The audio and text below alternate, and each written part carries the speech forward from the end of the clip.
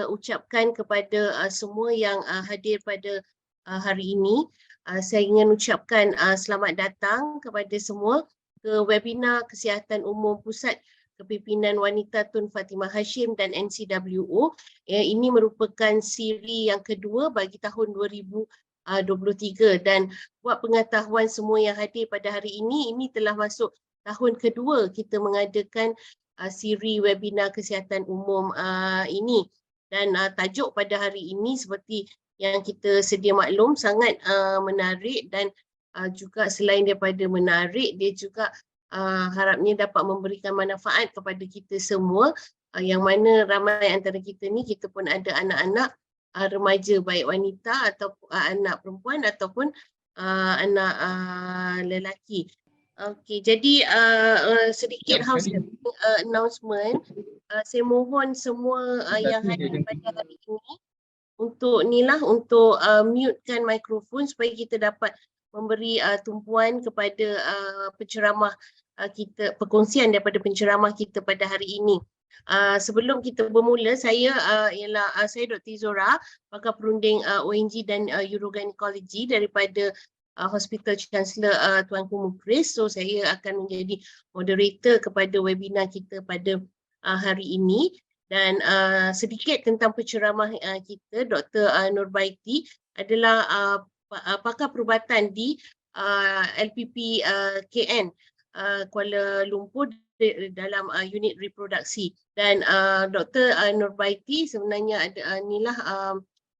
graduated daripada UKM pada tahun 2008, seterusnya melanjutkan pengajian dan telah mendapat ijazah sarjana dalam kesihatan public health pada tahun 2022. Dan sebenarnya Dr. Nurbaiti adalah orang yang tepat untuk menceritakan kita tentang kehamilan remaja, memandangkan beliau bergiat aktif sebenarnya di seluruh negara dalam pendidikan kesihatan seksual dan reproduktif remaja di sekolah-sekolah di seluruh Malaysia. Beliau juga bergiat aktif dalam Cafe Teen, juga dalam education, sexual education remaja dan kanak-kanak sekolah. Tanpa melengahkan masa, marilah kita mendengar ceramah daripada Dr. Nurbaiti yang bertajuk kehamilan remaja. Silakan Dr. Nurbaiti. Terima kasih Prof. Izora. Izinkan saya share screen juga.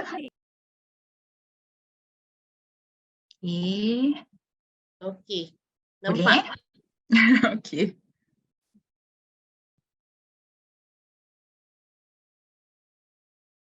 Alright. Pertama sekali saya ingin mengucapkan terima kasih kepada pihak Inisiatif Kemaslahatan Malaysia kerana menjemput saya dalam webinar kesihatan siri 2 tahun 2023 yang dijalankan oleh Pusat Kepimpinan Wanita Tun Fatimah Hashim. Izinkan saya memperkenalkan diri saya. Saya Dr. Wan Nurbaiti, pegawai perubatan di bahagian reproduksi manusia, Lembaga Penduduk dan Pembangunan Keluarga Negara. Jadi untuk tajuk kita kali ini, kita ingin membincangkan mengenai menangani kehamilan remaja. Okay. Alright. Jadi saya ingin kongsikan kepada semua yang ada di dalam forum ni mengenai situasi masa kini. Kalau kita lihat di Malaysia, sebenarnya kehamilan remaja ni adalah satu benda yang agak common juga, agak kebiasaan. Tapi dia kebiasaan di certain community saja, di community yang bersasar, yang berisiko tinggi. Dan kalau kita tengok kepada Kementerian Kesihatan punya data, statistik remaja hamil daripada 10 hingga 19 tahun yang berdaftar di KKM, ni maksudnya remaja yang hamil, dia pergi ke klinik kesihatan ibu dan anak di bawah fasiliti KKM. Daripada tahun 2014 hingga tahun 2022 memang kita nampak makin menurun secara jumlah kehamilan remaja. Tapi yang remaja hamil tanpa nikah ni, kalau kita tengok persentage dia masih mendata juga. Daripada tahun 2019, 40%, 2020 42%, daripada 4,000 kepada 3,000. Macam itulah data dia. Dalam 8,000 contoh pada 2021, dalam 8,000 remaja yang hamil bawah 19 tahun, 3,000 adalah hamil tanpa nikah. Okey.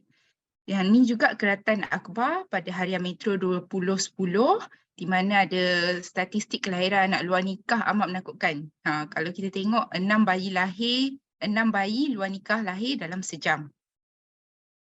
Okay. Ini pula seterusnya saya ingin kongsikan mengenai bilangan kes buang bayi di Malaysia.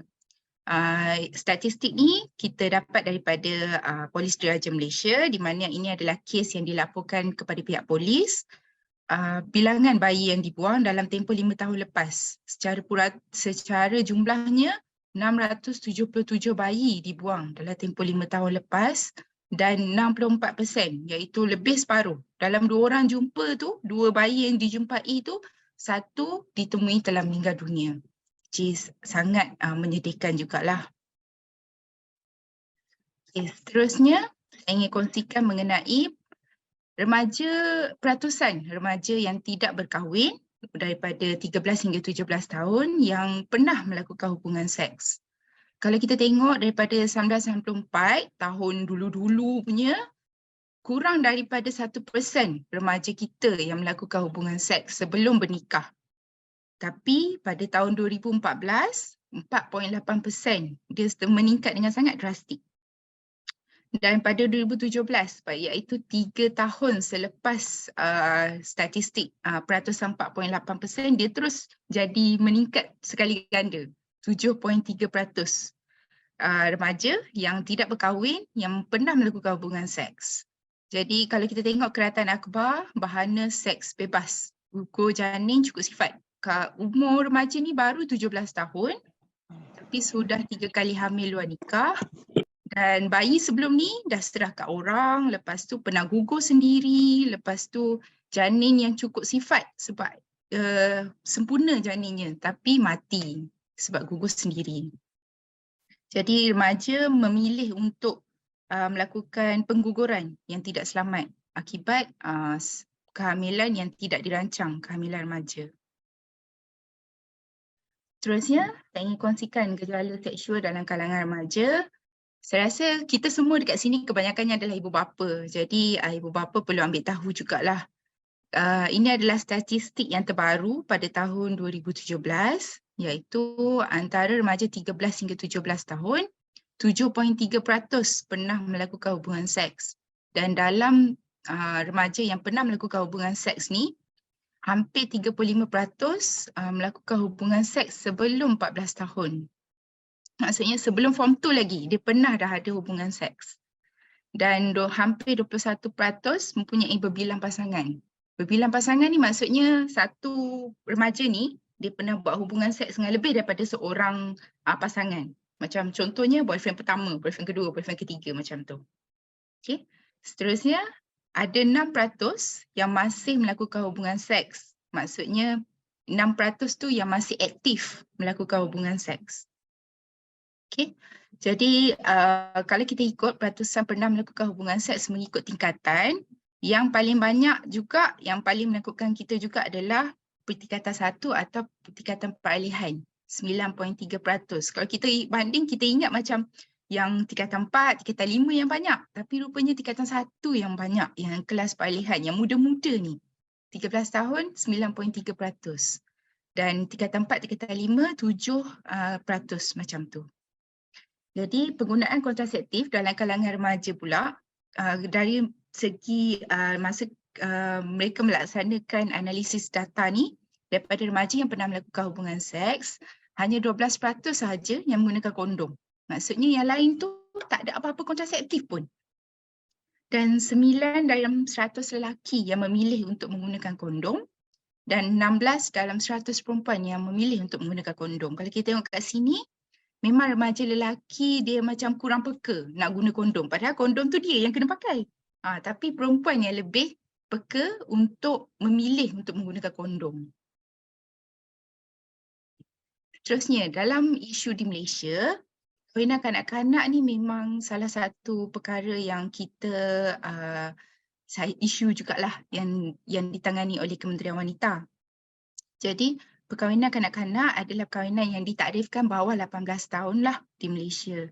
Perkahwinan kanak-kanak di Malaysia terjadi dekat mana-mana. Di luar bandar ada, dalam bandar, di semua negeri di Malaysia dan dalam semua komuniti etnik dan agama. Kalau kita ingat macam Islam je, yang budak-budak Melayu Islam je yang kahwin. Awal ni kahwin remaja, tapi tak. Sebenarnya yang bukan Islam pun ada jugalah. Okay, kanak-kanak lelaki dan perempuan seramai 1,856 pada tahun 2018 yang didaftarkan untuk berkahwin. Jadi kanak-kanak yang berkahwin ni, dalam pendaftaran kanak-kanak ni, kita kesan kalau dia bawah 18 tahun. Dan dalam bawah pendaftaran ni, 90% adalah kanak-kanak perempuan. Maksudnya, mereka 90% kanak-kanak perempuan yang berkahwin ni, dia mungkin berkahwin dengan pasangan yang sama, bawah umur juga, atau pasangan yang lebih tua pada mereka. Tapi yang didaftarkan tu 90% kanak-kanak yang berkahwin tu adalah perempuan. Dan kalau kita tengok di Semenanjung, negeri yang mempunyai jumlah tertinggi kanak-kanak bukan Islam yang berkahwin pada tahun 2018 adalah di Pahang, iaitu 102 orang kanak-kanak, dan negeri yang mempunyai jumlah tertinggi kanak-kanak beragama Islam yang berkahwin pada 2018 adalah di Sabah, sebanyak 334 kanak-kanak. Jadi kita tahu Sabah dan Sarawak, perkahwinan kanak-kanak ni adalah biasa kerana adat begitu. Jadi ini adalah perkara-perkara yang perlu dibincangkan di pihak kerajaan, bagaimana untuk memperketatkan undang-undang mengenai perkahwinan kanak-kanak, terutamanya di bahagian Sabah dan Sarawak. Okay. Jadi seterusnya saya ingin berkongsi mengapa kehamilan remaja ni kita perlu tangani bersama. Sebab kehamilan remaja ni bukan isunya kepada remaja tersebut je, bukan kepada remaja perempuan yang mengandung tu je. Dia kepada keluarga dia, kepada komuniti di kawasan dia juga. Jadi antara impak kesihatan dia, impak kesihatan kepada ibu tu sendiri adalah risiko komplikasi kehamilan yang lebih tinggi berbanding wanita dewasa. Contohnya anemia, iaitu kurang darah merah. Dia kalau remaja perempuan ni muda sangat, darah merah tu memang dah kurang, kalau mengandung lagi kurang. Jadi bila ada komplikasi anemia dalam kehamilan ni memang membahayakan nyawa ibu.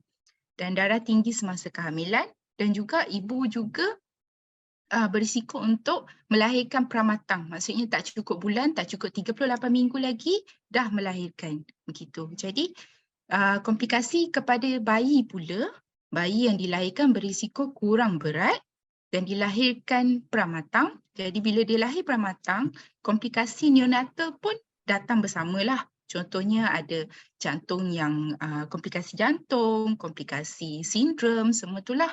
Jadi itu pun salah satu impak yang kenapa kita perlu tangani kehamilan remaja. Seterusnya adalah yang besar jugalah tapi sentiasa tidak diendahkan juga adalah impak mental kepada remaja tersebut. Kalau remaja perempuan ni yang hamil sewaktu muda berisiko lebih tinggi mengalami depresi postpartum, stres dan pemikiran untuk membunuh diri. Maksudnya bila ibu yang muda ni, mereka sebenarnya berisiko lagi tinggi untuk emosi yang terganggu berbanding orang dewasa. Dan kebanyakannya, jika mereka mengandung, kebanyakannya tidak dapat meneruskan pembelajaran. Jadi kalau dah ibu mengandung, macam biasalah, kita biasa tengok diorang ni drop out, keluar daripada sekolah. Tidak sambung belajar dah. Hanya sampai sekolah rendah, lepas tu sekolah menengah tak habis belajar pun dah mengandung macam tu. Jadi untuk nak masukkan dia balik kepada dalam sekolah itu adalah salah satu misi di mana sokongan daripada komuniti, sokongan daripada public, daripada semua untuk dapatkan kembali remaja ini kembali ke sekolah. Itu adalah salah satu usaha yang perlu dilakukan jugalah. Dan paling biasalah kita dengar adalah remaja ini akan disisihkan dari keluarga dan komuniti kerana stigma. Kalau kita ni Malaysia, biasalah kita ni ada budaya timur kita, budaya Islam kita, budaya agama kita. Jadi kalau kita tengok remaja ni kalau mengandung awal, jadi ibu pun tak nak letak dia dekat rumah. Tak nak letak dia macam cakap, bagi tahu kat jiran, dah tak budak ni pergi overseas ke, budak ni pergi mengaji dekat sekolah asrama lain ke, dia hantar anak dia keluar. Jadi sebenarnya dia disisihkan dari keluarga. Sebab kerana keluarga tu tak nak menjaga remaja yang kehamilan kerana takut stigma. Stigma daripada sekeliling. Dan juga komuniti. Contohnya macam kita biasa tengok kalau dalam sekolah memang confirm lah. Memang pasti tak ada orang remaja yang mengandung. So itu semua stigma. Sebenarnya tiada halangan daripada pihak KPM untuk mengajar remaja yang mengandung. Tapi sebabkan stigma ni kita tak nak remaja ni terdedah dan juga terkesan dengan stigma daripada sekelilingnya. Pihak KPM juga telah menjalankan inisiatif untuk mewujudkan sekolah untuk remaja mengandung. Itu adalah salah satu inisiatif yang bagus jugalah. Okay. Seterusnya, apa yang berlaku selepas kehamilan remaja? Jadi kehamilan remaja ni sebab dia tak rancang selalunya berakhir dengan 4 kesudahan lah. Satu adalah acceptance, penerimaan. Maksudnya ibu tu sendiri menerima anak tu, ibu tu sendiri jaga anak tu dan keluarga dia menerima. Tapi tak semestinya. Ada keluarga yang tak terima jadi ibu tu jaga sendiri. Jaga di rumah, contohnya rumah NGO, di rumah kasih begitu. Jadi keduanya adalah adoption. Maksudnya ibu memberikan anak yang dikandungkan, yang dilahirkan kepada keluarga angkat. Dan ketiga, abandonment, maksudnya pembuangan. Itu yang kes yang kita nampak lah. Kes buang bayi, kes yang bayi dia tanam, kes yang bayi dia letak dekat sana sini, harapkan orang ambil, macam tu. Dan yang keempat yang paling kita takut juga sebab ada kesan impak kepada kesihatan ibu adalah pengguguran. Selalunya remaja sebab mereka tiada akses kepada perkhidmatan pengguguran yang selamat, perkhidmatan pengguguran yang dilakukan oleh pengamal perubatan yang berdaftar. Jadi mereka selalu pergi kepada perkhidmatan pengguguran secara yang tak selamat. Pergi kepada bomoh, pergi buat sendiri, makan ubat sendiri, beli dekat online macam tu. Jadi pengguguran yang tak selamat ni sangat memberi impak kesan negatif kepada kesihatan ibu. Okay.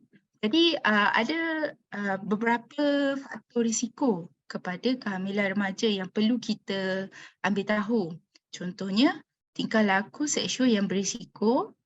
Jika remaja tu memang dah biasa, contohnya keluar dating, dah biasa menonton pornografi, lagi masturbasi, semua tu dia lagi meningkatkan risiko remaja itu untuk terjebak dalam kehamilan remaja.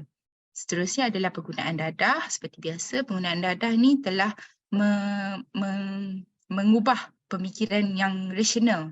Jadi lagi-lagi kalau remaja penggunaan dadah mereka pun senang terjebak dengan kehamilan luar nikah akibat daripada seks luar nikah. Okay, pengaruh rakan sebaya. Bila mereka dalam komuniti dia memang dah biasa. Kawan-kawan semua kalau keluar semua boleh bermalam dekat rumah kawan. Itu biasa, boleh bermalam dekat rumah boyfriend girlfriend. Jadi pengaruh rakan sebaya ni juga adalah salah satu faktor risiko kepada kehamilan remaja. Dan seterusnya adalah keluarga yang mempunyai sejarah kehamilan remaja. Contohnya dalam keluarga ni, keluarga yang memang ada risiko, ada contohnya ibu ataupun adik-beradik perempuan dia memang ada sejarah kehamilan remaja. Remaja ini lebih berisiko untuk terjebak juga. Dan yang akhir sekali adalah kurangnya pengetahuan dalam pendidikan seksualiti. Jadi pendidikan seksualiti ni adalah pendidikan kesihatan reproduktif lah. Kalau kita di Malaysia, kita biasa guna perkataan pendidikan kesihatan reproduktif. Jadi pengetahuan dalam pendidikan kesihatan reproduktif ni adalah penting untuk menghalang remaja daripada terjebak kepada kehamilan remaja. Dan juga banyak research sebenarnya, banyak kajian yang dilakukan untuk dalam populasi remaja untuk mengesan apa faktor pelindung kepada kehamilan remaja. Dan salah satunya adalah komunikasi dengan ibu bapa.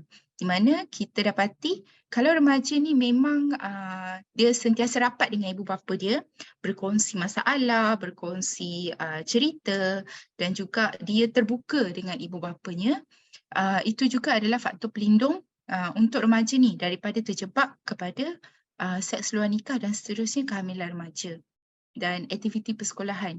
Kerana dalam kebanyakan kajian yang dilakukan, remaja yang di luar persekolahan dan juga yang tercicir daripada sekolah lebih berisiko untuk terjebak dalam kehamilan remaja. Yang ketiga adalah kejiranan dan komuniti yang akrab.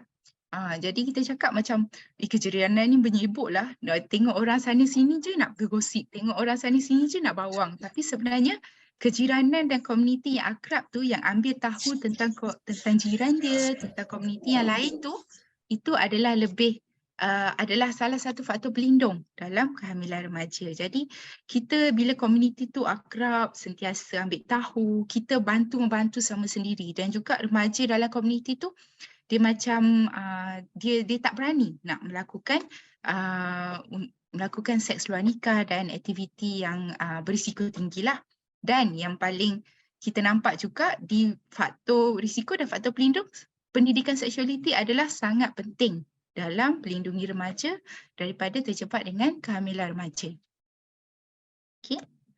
Seterusnya, saya ingin berkongsi kepada semua audiens, semua pendengar, semua yang hadir dalam webinar ni adalah Malaysia memang sebagai salah satu negara yang terlibat dalam Pertubuhan Bangsa-Bangsa Bersatu UN, kita bersetuju dan kita memberikan sepenuh komitmen dalam ICPD iaitu melindungi dan mempromosikan hak remaja untuk menerima pendidikan kesihatan reproduktif, maklumat dan rawatan yang bertujuan untuk mengurangi kadar kehamilan remaja.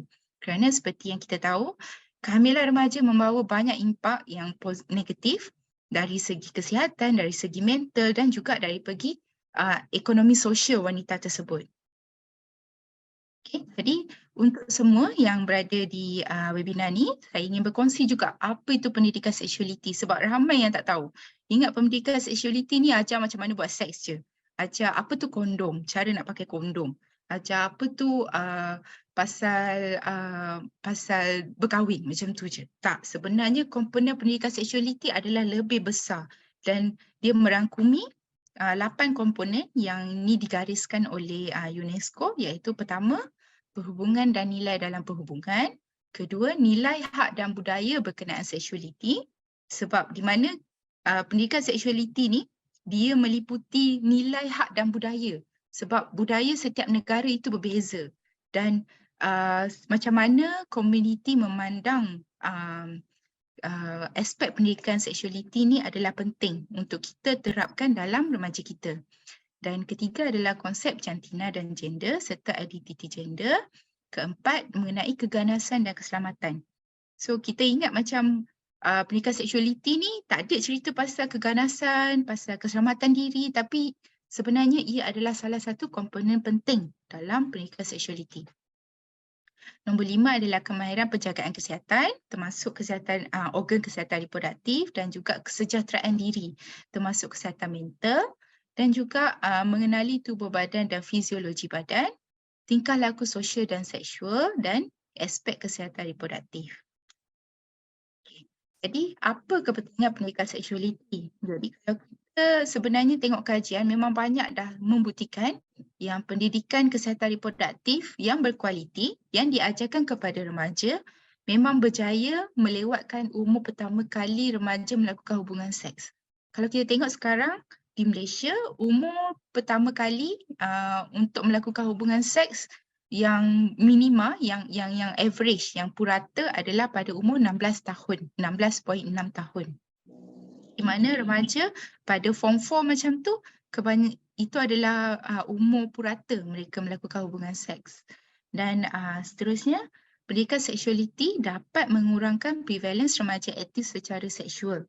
Maksudnya, walaupun dia pernah melakukan hubungan seks, tapi dengan pendidikan seksualiti, dia dapat mengurangkan yang dia tengah aktif lagi. Maksudnya, sekali dah buat, sudah. Dia dah stop. Bila dah ada pendidikan seksualiti, dia boleh stopkan yang dia boleh memberhentikan yang aktiviti seksual yang terkini. Macam tu. Dan ketiga adalah mengurangkan kadar tingkah laku seksual berisiko. Jadi, kalau kita tanya macam mana dengan tahap pengetahuan remaja kita mengenai kesihatan reproduktif. Yang ini adalah kajian yang dilakukan pada tahun 2014 di mana kita tanya dekat remaja macam mana awak punya apa yang awak tahu mengenai kehamilan. Jadi kalau mereka remaja yang 13 sampai 17 tahun ni, hanya 32% je yang tahu gadis boleh hamil pada hubungan seks yang pertama.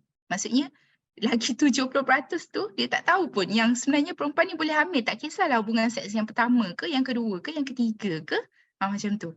So itu satu yang membimbangkan jugalah. Dan juga 17% yang tahu mengenai seorang gadis mungkin boleh hamil walaupun teman lakinya mengeluarkan air mani di luar faraj. Maksudnya sangat rendah yang tahu yang sebenarnya teknik buang kat luar tu atau bahasa biasa kita lah, teknik yang buang kat luar tu sebenarnya memang tak efektif. Hanya sikit je, tak sampai 20% je yang tahu. Dan seterusnya 28.6% yang tahu penggunaan kondom boleh menghindarkan penyakit hubungan seksual. Hampir 70% yang lain tak tahu sebenarnya macam mana cara nak hindarkan penyakit hubungan seksual sebenarnya adalah dengan memakai kondom saja. Terusnya kita juga tanya kat remaja ni macam mana dia punya pengetahuan mengenai kontraseptif. Tahu tak apa-apa jenis kontraseptif yang ada dekat pasaran Malaysia sekarang. Jadi hanya 45% je yang tahu mengenai kaedah kontraseptif dan kebanyakannya 81% alhamdulillah yang tahu apa itu kondom. Tapi tak pastilah dia semasa kita tanya survey ni, kita hanya tahu adakah awak tahu mengenai kontraseptif kondom. Dia cakap, okey 81% setuju yang mereka tahu mengenai kondom. Tapi bagaimana cara pemakaian dia semua tu mesti adalah di luar daripada bidang kajian ini. Dan seterusnya 60% yang tahu mengenai pil, hanya 32% tahu mengenai abstinent. Jadi abstinent ni, kalau audience pun tak tahu juga, abstinent ni adalah tidak melakukan hubungan seks sebelum berkahwin. Jadi dalam remaja kita pun tak tahu apa itu abstinence. Dan hanya 30% tahu mengenai injection dan 29% tahu mengenai method calendar ataupun reader method lah. Jadi kalau kita nak tahu sebenarnya dalam KPM, dalam silibus sains tingkatan 1, sebenarnya memang diajarkan mengenai kontraseptif. Dia memang ada dalam silibus sains. Kalau tuan-tuan perempuan yang ada anak tingkatan 1 boleh buka silibus sains bab 4. Memang ada mengenai kontraseptif dan benda tu memang bila masuk silibus kita ada jugalah chances untuk masuk exam. Gitu. Jadi pengetahuan mengenai, seterusnya adalah pengetahuan mengenai organ reproduktif. Kita tanya juga kat remaja, tahu tak organ-organ yang kita tunjuk gambar? Tahu tak yang ni nama apa, yang tu nama apa contohnya? Jadi dekat remaja yang 13 hingga 17 tahun, hanya 39% yang tahu apa itu vagina, dekat mana vagina. Dan contohnya soalan di mana bayi membesar, where fetus grow. Yang tu hanya 44%, separuh je yang tahu kat mana sebenarnya bayi membesar. Mereka tak tahu pun bayi membesar dekat dalam rahim sebenarnya. Alright, jadi seterusnya saya nak bawa tuan-puan kepada topik mengenai siapa yang berperanan menangani kehamilan remaja. So sebenarnya kalau kita tengok ikut konsep ecological social yang diperkenalkan, sebenarnya persekitaran pembangunan kanak-kanak tersebut memberi kesan kepada pelakuan dan kesihatan mereka. Jadi kita tengok sebenarnya dari pergi, kita tak boleh tengok dekat individu remaja itu sendiri. Kita kena tengok persekitaran dia. Contohnya keluarga dia, contohnya komuniti dan seterusnya yang lingkaran paling besar adalah polisi dan dasar negara dan budaya negara tersebut macam mana. Jadi kalau persekitaran contoh remaja adalah rakan sebaya, remaja itu sendiri, macam mana inisiatif dia sendiri untuk mendapatkan pengetahuan dan ambil tahu mengenai kesihatan reproduktif, pendidikan kesihatan reproduktif. Dan dalam keluarga pula, ibu bapa, adik-beradik berperanan untuk melengkapkan remaja mengenai pengetahuan kesihatan reproduktif.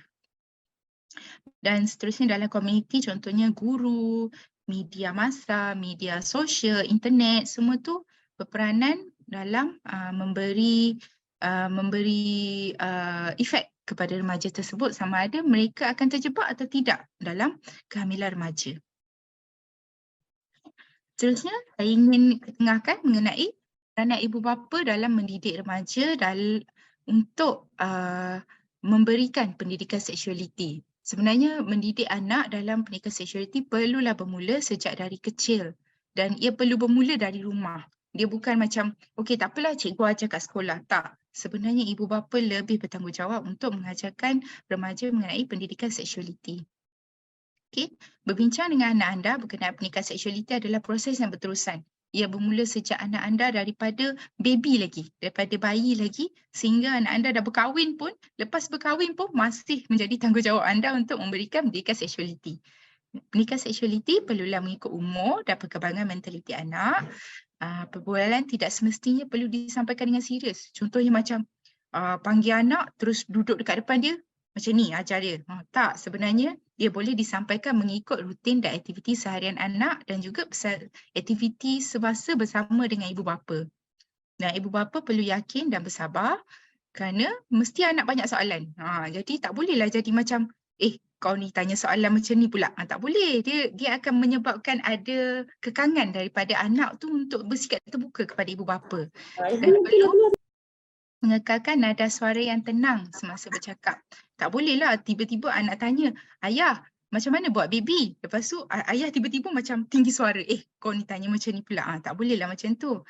Jadi perlu mengekalkan nada suara yang tenang dan juga situasi tu kena sentiasa rileks supaya anak dia tahu yang kita berkomunikasi dengan dia bukan dengan nada marah. Macam tu. So seterusnya adalah terapkan nilai budaya dan agama tapi jangan bersikap defensif. Kita tahu macam setiap agama mereka ada pendirian dan pandangan mereka yang berbeza. Contohnya macam kalau anak tanya, boleh tak benda ni dalam ada agama Islam? Boleh tak benda ni dalam agama Kristian semua tu? Jadi ibu bapa jawab, okey dalam agama kita sebenarnya cakap macam ni. Tapi jangan tu cakap, tak boleh tu, haram tu. Macam tu, dia akan bersifat lebih defensif. Jadi anak daripada nak tahu, dia jadi macam, lepas ni tak payahlah tanya mak ayah. Ni macam tu. Ini antara contoh macam mana ibu bapa nak sampaikan pendidikan seksualiti kepada anak mengikut umur. Contohnya 2 hingga 5 tahun, kita ajar mereka mengenai sentuhan selamat. Mana boleh sentuh, mana tak boleh sentuh, siapa boleh sentuh dan juga boundaries, maksudnya sempadan dalam badan lah.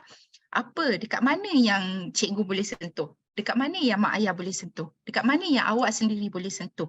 Jadi semua tu adalah benda yang perlu diajar kepada anak yang toddler ni, yang kanak-kanak kecil. Dan juga mengenai bezanya lelaki dan perempuan.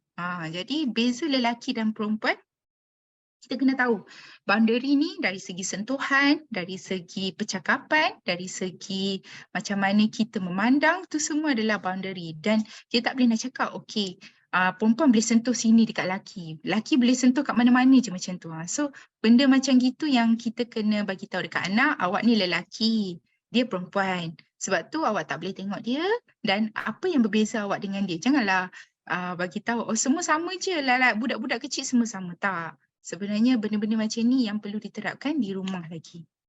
Dan seterusnya adalah mengenai konsen. Konsen tu maksudnya kebenaran lah. Kita kena ajar anak dia tiga prinsip yang paling senang lah untuk kanak-kanak. Kalau apa-apa yang benda yang dia rasa tak selamat adalah run, shout and tell. Run, shout and tell maksudnya lari, jerit untuk dapatkan perhatian, lari daripada situasi yang tak selamat, jerit untuk dapatkan perhatian orang sekeliling untuk selamatkan dia dan juga bagi tahu. Bagi tahu ni maksudnya bagi tahu kepada orang yang dirasa yang dipercayai lah.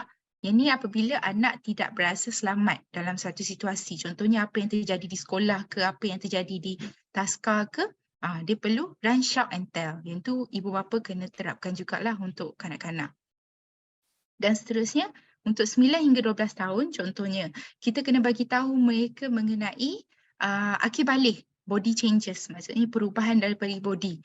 Macam mana badan dia membesar, macam mana organ reproduktif dia berubah dan kenapa perubahan ini berlaku adalah sebab akhir balik dan bila akhir balik apa yang remaja perempuan atau remaja lelaki patut tahu sebelum benda tu berlaku.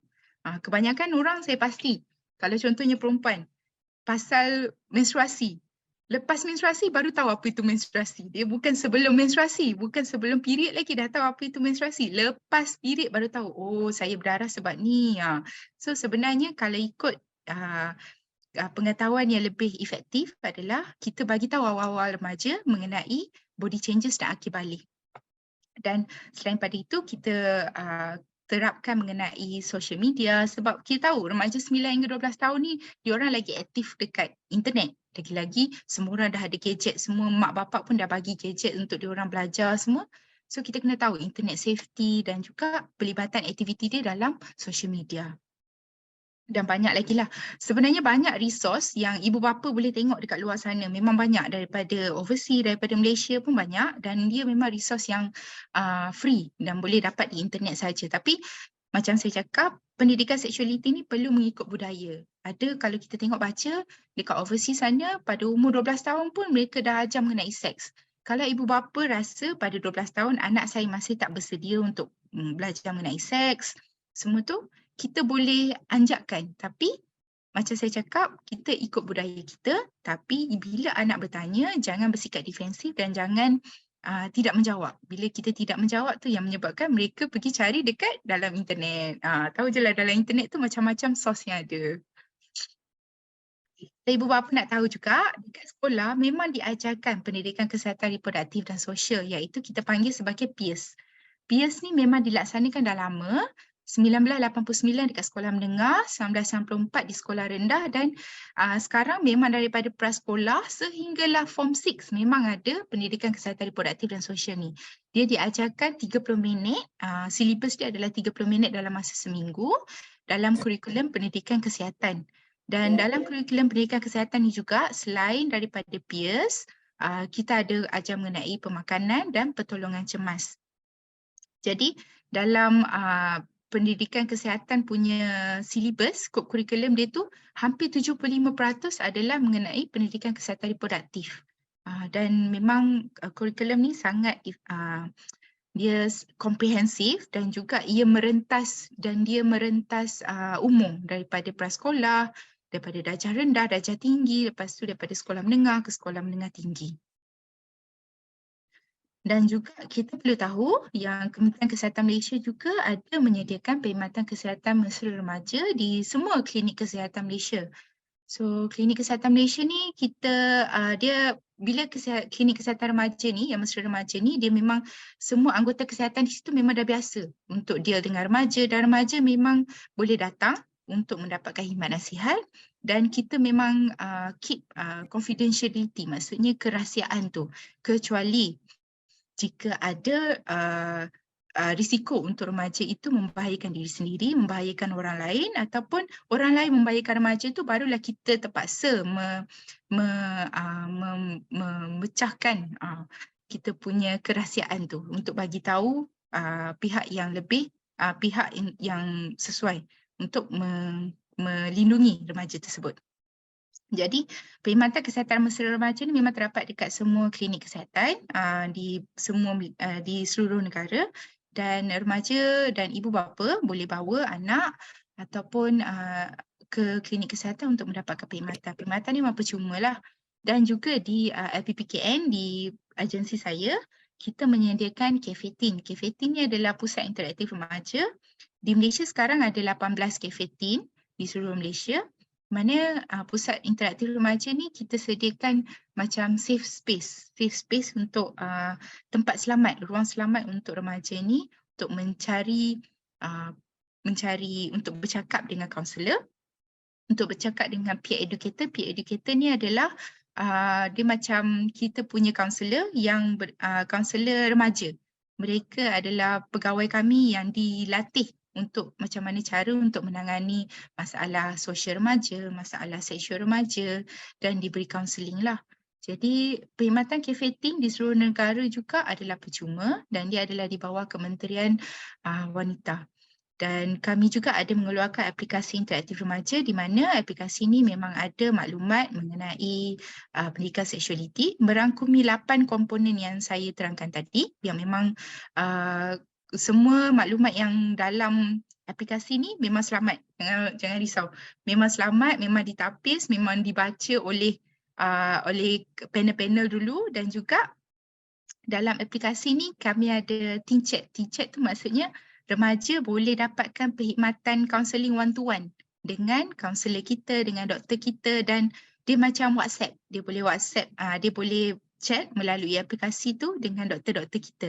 Jadi itu adalah perkhidmatan yang juga free, tak perlu berbayar. Aplikasi ni boleh download saja dan semua ibu bapa pun boleh download. Dan ia sangat selamatlah kalau kita nak cakap sebab remaja ni dia kalau nak cakap dia sendiri nak pergi klinik susah. Lepas tu dia nak pergi klinik kesihatan lagilah. Klinik kesihatan kena bawa ibu bapa lah semua tu lagi susah juga. Jadi secara dalam talian ni kami dapat good feedback jugalah daripada remaja. Dan seterusnya kita dalam Kementerian Wanita ada juga talian kasih 15999 di mana ia berfungsi 24 jam. Dan boleh di WhatsApp juga, ada nombor WhatsApp dia untuk semua kes lah. Contoh macam remaja dah tak tahu dah nak buat apa, baru tahu dia mengandung, tak tahu nak buat apa semua, boleh call 15999 dan dekat situ kita akan ada guideline untuk macam mana kita nak bantu remaja ni dengan mendapatkan agensi dalam Kementerian Wanita ni untuk bantu dia. Contohnya JKM untuk agensi pelindung semua untuk dapatkan maklumat dan pergi kepada remaja ni semua. Di Kementerian Kesihatan Malaysia juga, mereka telah menjalankan satu inisiatif iaitu One Stop Crisis Center, OSCC lah. Ini adalah pusat perkhidmatan pelbagai agensi yang bersepadu dan komprehensif dan dia ditubuhkan di semua jabatan kecemasan di Kementerian Kesihatan Malaysia di hospital untuk pengurusan mangsa yang tersamat daripada keganasan rumah tangga, serangan seksual, penderaan dan juga pengabaian kanak-kanak. Jadi One Stop Crisis Center ni selain daripada Kementerian Kesihatan Malaysia, memang dekat ED tu memang dah ada Jabatan Kebajikan Masyarakat punya orang, dah ada polis, dah ada NGO kat situ. Jadi bila remaja ni, contohlah dia baru tahu dia mengandung, baru buat UPT test semua, dia nak pergi kat One Stop Crisis Center ni untuk mendapatkan perkhidmatan memang boleh. Jadi ia adalah salah satu benda yang kebanyakan public pun tak tahu, One Stop Crisis Center ni. So ini adalah perkara yang kita perlu tahulah, ibu bapa juga perlu tahu macam mana nak selesaikan, macam mana what is tindakan seterusnya jika kita tahu anak kita mengandung ataupun kenalan anak mengandung macam tu. Jadi apa peranan dasar dalam menangani kehamilan remaja? Seperti yang kita tahu, tak ramai juga tahu sebenarnya. Sebenarnya Kementerian Wanita ada mengeluarkan dasar dan pelan tindakan Bidang Kesihatan Reproduktif dan Sosial Kebangsaan, iaitu kita panggil dasar dan pelan tindakan pekerti yang dikeluarkan pada 2022 dan pelan tindakan ini dia adalah long term 2022 sampai 2025. Dan dalam ni ada 22 agensi dan NGO yang terlibat untuk menyediakan program untuk mendapatkan pendidikan seksualiti ni, dapatkan akses kepada remaja dan juga kepada semualah ibu bapa, remaja, guru semua. Jadi melalui pelan tindakan ini kami harap dan agensi dan NGO yang terlibat semua memang committed lah untuk menjalankan aktiviti yang termaktub dalam pelan tindakan ini. Seterusnya, ramai juga yang tak tahu sebenarnya pada tahun 2019 kita ada keluarkan pelan strategi kebangsaan bagi menangani punca perkahwinan bawah umur. Dalam pelan ni, dia adalah pelan yang jangka sederhana juga 2020 hingga 2025. Dia adalah cara aktiviti untuk macam mana agensi kerajaan, NGO dan pertubuhan antarabangsa yang terlibat dalam ni adalah UNICEF lah. Dia jalankan aktiviti untuk menangani punca perkahwinan bawah umur di Malaysia. Jadi kalau kita tengok undang-undang Malaysia berkenaan perkahwinan bawah umur, sebenarnya bagi Islam, umur minimum perkahwinan orang Islam di bawah Akta Undang-Undang Keluarga adalah 18 tahun bagi lelaki dan 16 tahun bagi wanita, bagi perempuan lah. Jadi kita sebenarnya melalui pelan tindakan tu kita nak ubah undang-undang ni supaya kita naikkan lebih daripada 18 tahun termasuk lelaki dan wanita. Dan juga untuk bukan Islam mengikut undang-undang pembaruan perkahwinan dan perceraian, sama juga lelaki 18 tahun dan 16 hingga 17 tahun untuk perempuan. Manakala di Sabah dan Sarawak mereka mengikut undang-undang adat, tiada umur minimum untuk berkahwin dalam Sabah dan Sarawak, dan kepada orang asli juga mengikut Akta Orang Asli sebenarnya tiada minimum untuk berkahwin.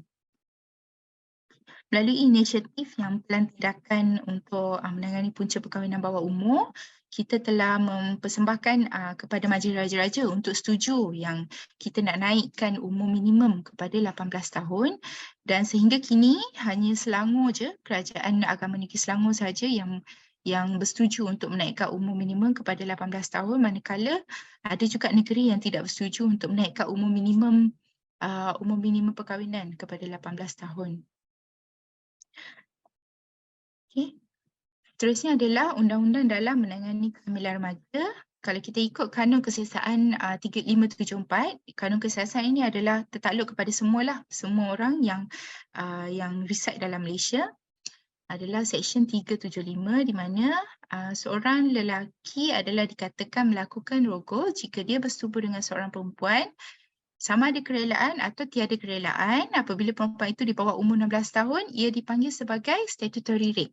Statutory rape ni maksudnya jika remaja perempuan tu bawah 16 tahun dan mereka pernah melakukan hubungan seks, tak kisah lelaki tu umur bawah 16 tahun ke, atas 16 tahun ke, ia adalah masih di bawah atar rogol. Dan tidak kisah kalau dia adalah sepasang kekasih yang memang bercinta ke, lepas tu memang dibuktikan ada hubungan seks sebelum perempuan itu 16 tahun, ia boleh dijatuhkan hukuman tidak kurang dari 10 tahun dan tidak lebih dari 30 tahun beserta sebatan. Okay. Kita nak sampai di hujung dah daripada talk kita. So kita tahu dulu zaman-zaman saya, zaman-zaman tuan-puan dulu semua sebagai yang dah jadi ibu bapa sekarang lah, kita tak ada cabaran diorang, cabaran remaja masa kini. Yang kita perlu tahu adalah cabaran remaja masa kini, pengaruh media sosial dah sangat kuat, sangat-sangat strong. Kita tahu semua anak-anak pun dah pegang gadget, semua pun sejak daripada PKP lagi lah terutamanya. Sejak daripada COVID, semua memang pembelajaran melalui internet. Internet tu adalah salah satu essential keperluan dalam pembelajaran remaja zaman sekarang. Jadi remaja terdedah dengan pelbagai risiko dengan capaian internet daripada media sosial mereka, dan ibu bapa pun tak sedar sebenarnya aktiviti anak di media sosial. Banyak aplikasi-aplikasi baru yang sekarang sangat bahaya yang menjurus kepada tingkah laku seksual berisiko. Contohnya macam dating apps, macam meeting Tinder. Dulu kita tahu Tinder tu macam kita ada berjumpa dengan orang yang kita minat tapi kita tengok gambar je. Sekarang tak, sekarang kita boleh terus video call dengan orang yang kita tak kenali pun. Kadang-kadang bila kita remaja ni, saya baru tahu jugalah aplikasi Omi, aplikasi OnlyFans macam tu. Semua tu aplikasi yang mereka boleh video conference dengan orang yang mereka tidak kenali dan tidak ada limit pun untuk dia login dalam sistem tu, dalam aplikasi tu. So ini juga mendedahkan remaja kepada tingkah laku seksual berisiko.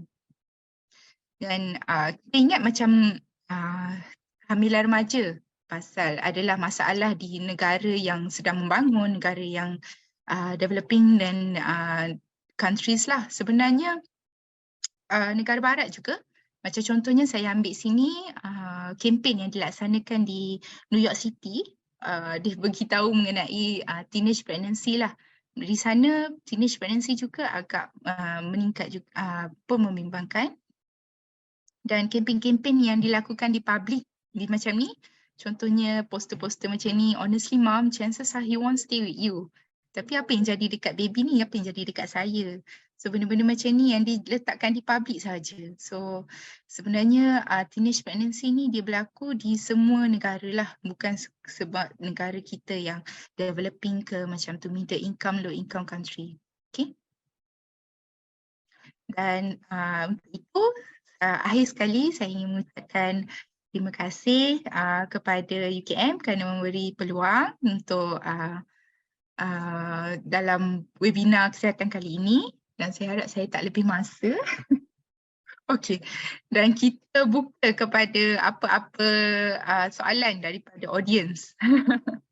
Terima kasih saya ucapkan kepada Dr. Wan Nurbaiti atas perkongsian yang sangat menarik. And for me, even at this age, being where I am pun, saya banyak belajar daripada perkongsian Dr. Nurbaiti tadi. Sebenarnya kita ada beberapa soalan Dr. Nubaiti. Now let me bacakan, nanti saya bacakan dari bawah lah kot. Soalan yang pertama, sekiranya berlaku seks di bawah 18, lari pula. Sekejap. Sekiranya berlaku seks di bawah 18 tahun dan remaja tersebut mengandung, tetapi pihak lelaki dan keluarga lelaki tidak mahu bertanggungjawab, boleh buka kes di court atau tidak. Ini memandangkan lately banyak kes di klinik yang maksudnya inilah kehamilan remaja, 11 years old macam tu dah hamil. Silakan Dr. Nubaiti. Kalau ikut perundangan, apa yang akta kita ada hanyalah akta kanun keseksaan di mana statutory rape tadilah yang 16 tahun saja. 17 tahun, 16 tahun dan ke bawah. 17 tahun dan ke atas kalau masa birthday, masa perempuan tu mengandung, perempuan tu melakukan hubungan seks tu, bawah 16 tahun, ia masih termaktub dalam kanun keseksaan. Maksudnya lelaki tu boleh dikenakan tindakan mengikut kanun keseksaan. Tapi kalau perempuan tu melakukan hubungan seks atas 16 tahun, tak kisah hamil ke tak hamil, dia adalah, kalau perempuan tu tak rela sajalah, dia masuk dalam akta rogol. Kalau perempuan tu suka tak suka, tapi lelaki tu tak bertanggungjawab, sebenarnya setahu saya memang tiada tindakan mahkamah lah yang boleh dilaksanakan. Soalan seterusnya, mengapa masih tiada undang-undang yang lebih ketat kepada si perogol remaja yang di bawah umur? I think ini merujuk kepada yang lelaki, saya rasa juga di bawah umur. Mengapa masih tiada undang-undang yang lebih ketat? Mungkin Dr. Nubaiti boleh explain sedikit. Undang-undang untuk lelaki ke? Untuk lelaki tu yang bawah, lelaki pun maksudnya lelaki bawah umur. Of course rape lah juga walaupun ni kan. Kalau setahu saya lah, sebab bidang perundangan ni bukan dapat bidang kepakaran saya. Tapi kalau dia bawah umur, macam tadilah, dia tak kisah lelaki tu, sebab rogol ni hanya kepada lelaki, dia bukan undang-undang tu, hukuman tu bukan kepada perempuan. So rogol, hukuman dia memang kepada lelaki, dan tak kisah kalau lelaki tu umur berapa pun memang dia ikut akta keseksaan, akta kanun tu jugalah. Jadi kalau kita tengok akta dia paling kurang 10 tahun, paling maksimum pun 30 tahun macam tu. Rogol. Saya harap menjawab lah. Dan soalan seterusnya, sekiranya berlaku kes rogol, bolehkah kehamilan dicegah sekiranya terus ke OSCC? Prosedurnya bagaimana dan apakah yang doktor akan buat di sana? Boleh, sebenarnya memang boleh terus ke OSCC. Kalau di OSCC kita ada klasifikasi kes lah. Klasifikasi kes yang jenis acute, contohnya yang memang cepat adalah dalam masa 3 hari. 3 hari daripada kejadian tersebut. Yang kalau cold case tu kita panggil yang lebih 72 jam lah. Jadi yang kalau kes rogol, sebenarnya lagi cepat you pergi ke OSCC lagi bagus. Dan ada juga tips contohnya untuk disebarkan di publik jugalah. Kalau apa-apa terjadi kes rogol, jangan mandi, jangan hapuskan bahan bukti, contohnya jangan basuh bahagian kelamin anda, terus ke hospital. Sebab semua tu boleh dijadikan sebagai bahan bukti. Pemeriksaan selepas insiden tersebut adalah sangat penting untuk mensabitkan kesalahan kepada pesalah. Dan OSCC, jangan risau, kehamilan boleh dicegah dalam masa hampir 5 hari lah. Hampir 5 hari selepas insiden rogol berlaku. Jadi jangan lewat, sebab bila dah cold case, lepas 5 hari, memang sebenarnya tiada intervensi yang boleh dilakukan untuk mencegah kehamilan kecuali pengguguran lah. Dalam masa 5 hari dan ke bawah sebenarnya masih ada intervensi untuk mencegah kehamilan yang tidak dirancang ni lah sebenarnya. Terima kasih Dr. Nubaiti. Selain pada tu soalan seterusnya, selain pada kondom, bolehkah menggunakan morning after pill untuk mengelakkan kehamilan tak terancang? Okey, sebenarnya untuk remaja apa-apa prosedur intervensi sebenarnya dia tertakluk kepada akta kanak-kanak. Bawah untuk remaja 18 tahun dan ke bawah, apa-apa intervensi maksudnya untuk dia dapatkan ubat, untuk didapatkan prosedur semua tu perlukan kebenaran ibu bapa. Jadi kalau kita nak cakap memang ada banyak metod lah untuk menghalang kehamilan daripada berlaku sebenarnya. Tapi jika dia terjatuh daripada 18 tahun dan ke bawah, dia perlu consent daripada ibu bapa. Dan untuk remaja yang contoh 18 tahun ke atas kan, mereka tahu kondom dan mereka tahu morning after pill. Morning after pill tu adalah pil sehari, maksudnya pil selepas bersama kita panggil. Pil tu memang boleh dibeli di farmasi secara over the counter, tapi farmasi pun sama juga, mereka akan tertakluk dengan akta kanak-kanak untuk 18 tahun ke atas. 18 tahun ke bawah masih tidak boleh dijual lah macam tu. Dan saya kira ni soalan yang terakhir, soalan seterusnya.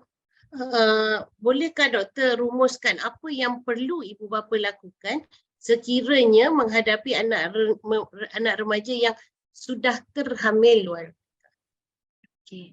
Jadi sebenarnya banyak ibu bapa yang dia bila tahu anak remaja dia dah terhamil, dia dah macam hilang arah, tak tahu nak buat apa dah memang breakdown lah. Itu salah satu benda yang memang kita tak expect kan, ibu bapa tu sendiri pun tak jangka benda tu akan berlaku kat anak mereka, dekat keluarga mereka daripada apa yang dia baca. Jadi ibu bapa kena tenang, dapatkan bantuan perkhidmatan kesihatan di semua, sebenarnya semua klinik kesihatan bawah Kementerian Kesihatan Malaysia, dia boleh dapatkan perkhidmatan. Sebab apa yang penting adalah kesihatan anak maksudnya kesihatan remaja tersebut. Okay. Kesihatan remaja tersebut yang bila dia dah hamil, dia remaja pula, memang lagi tinggi risiko lah. Risiko untuk kesihatan, risiko untuk mental. Jadi ibu bapa perlu mendapatkan perkhidmatan kesihatan, dan pada masa yang sama, contoh anak bawah 16 tahun perlu melaporkan kepada polis jugalah, sebab kes ni adalah kes statutory, dah rumpun statutory. Tak kisahlah kalau dia memang buat tu dengan pasangan dia yang dia bercinta dengan yang ayah dia pun tahu siapa semua tu, kalau di bawah 16 tahun memang masih dalam kes polis. Jadi yang tu pun adalah salah satu perkara pertama yang dia perlu buat. Selain daripada itu, banyak juga NGO dan juga JKM sendiri ya. JKM dia ada pasukan pelindung di mana mereka boleh menghubungkan keluarga yang memang tak tahu macam mana cara nak buat apa semua tu untuk perjalanan seterusnya tu. JKM boleh bantu dan macam mana nak connect dengan, macam mana nak berhubung dengan NGO untuk tempatkan anak kalau contoh ibu bapa tak mampu nak jaga sendiri di dalam rumah ke, ataupun ibu bapa rasa lebih sesuai untuk remaja ini ditempatkan di NGO punya rumah macam tu. So JKM ni pun memang dia ada di One Stop Crisis Center di KKM. Jadi kalau tuan-puan yang ibu bapa yang ada anak yang terjerumus dengan kehamilan remaja ni, terus pergi ke One Stop Crisis Center. Everything is there. Semua ada di situ, memang boleh dapatkan bantuan terus.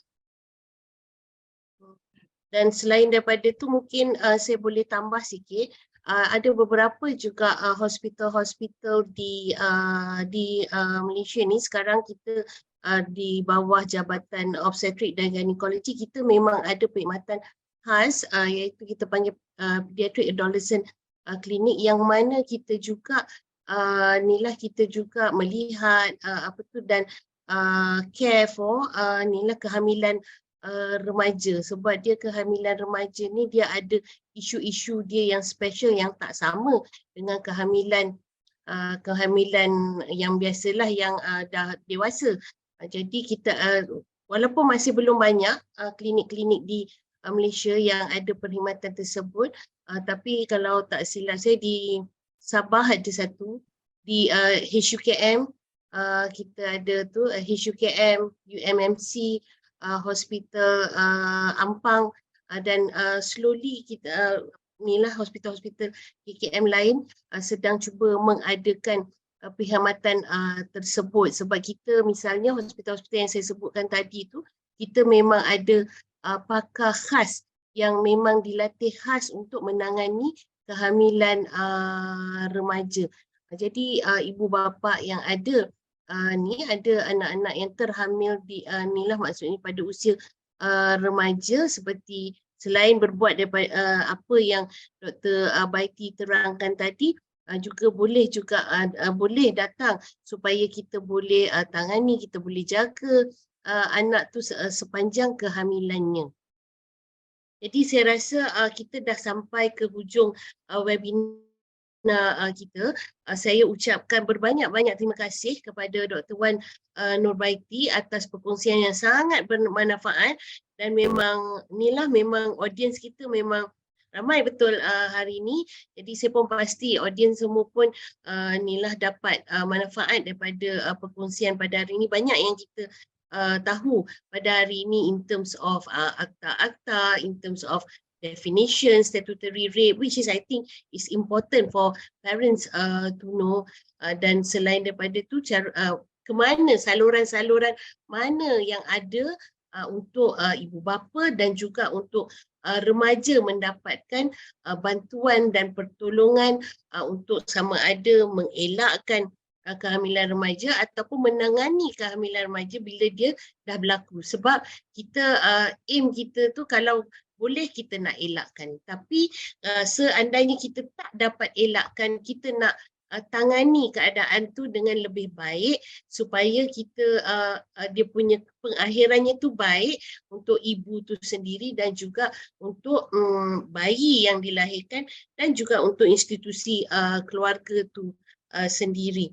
Jadi saya ucapkan terima kasih juga kepada semua penonton, pendengar yang hadir pada hari ini meluangkan masa, dan jangan lupa bulan depan kita pun ada tajuk yang menarik juga pada Khamis yang terakhir bulan depan. Kita akan war-war dalam masa yang terdekat. Terima kasih terima kasih kepada semua. Sekali lagi terima kasih Dr. Nurbaiti for that very interesting talk. Assalamualaikum dan selamat sejahtera. Terima kasih semua. Terima kasih Universiti Kebangsaan Malaysia.